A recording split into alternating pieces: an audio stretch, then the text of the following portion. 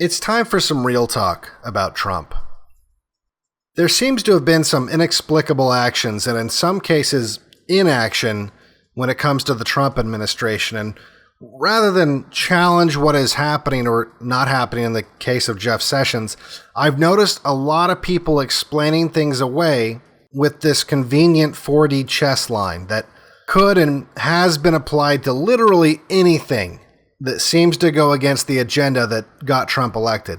Additionally, if you point this out, you're attacked as a shill and sometimes banned from the conversation without rebuttal, which is all the evidence I need that people are thinking emotionally and not logically.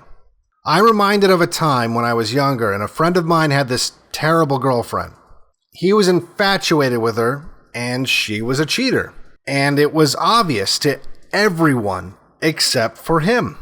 But not because he had less information than we did, but for no other reason than he didn't want to believe it. When she was caught, which happened several times, my friend would believe any flimsy excuse she gave him, and sometimes he would make the excuses for her. It was maddening to watch, but it's basic psychology, cognitive dissonance. And like my friend, if you're a human, you are not immune to cognitive dissonance. And the thing about cognitive dissonance, you literally have no idea you're experiencing it while you are experiencing it. When faced with a reality too painful, my friend began living in this alternate universe that was so crucial to his mental well-being, he would violently defend the comfortable fiction he had created, and he'd get furious with me and my friends who would point out that she was cheating and even say we were trying to break them up and that somehow we had some kind of evil plan to ruin his happiness. I'm guessing there's a lot of people out there that had a friend like this, or maybe you were that friend. As I said, it happens to all of us. If you think you're immune to this, it's likely you're currently a victim. So why do I mention this now when talking about Trump? What has Trump done that reminds me of my friend's cheating girlfriend? Let's think back to a year ago, when Trump, publicly at least, fell for an obvious false flag in Syria and responded by launching missiles at an airfield in Syria. And rather than listen to what Trump said or what Trump did, lots of people trotted out this 4D chess meme or said it was a reverse false flag, whatever the hell that's supposed to be. And lots of people who questioned the wisdom of launching missiles into a foreign country in response to a false flag while publicly supporting the false narrative was called a shill. And lots of people refused to consider the simplest explanation that Trump isn't constantly playing mind games with everyone for no reason, and that maybe he just did the wrong thing. Now, when you look at this particular situation critically, it's hard to imagine a scenario where pretending to fall for a false flag and then launching missiles into Syria would give Trump or America any kind of advantage. And as we begin to see a repeat of a year ago, these theories become even more flimsy. Now, let's suppose for a minute that it was 4D chess, okay? How is firing missiles into Syria so that neocons and never-Trumpers can lick their lips and fantasize about another pointless war better than Trump calling out the false flag for what it is and being a leader instead of trying to rule by manipulation? Because that's what you're saying. You're essentially saying that Trump chose to manipulate people with lies rather than tell the truth because it gave him some sort of advantage to lie. What advantage does it give Trump or America for him to lie to the world and waste millions of dollars in weapons and risk loss of life, escalate a situation that could lead to World War III in a country that poses absolutely no threat to the United States?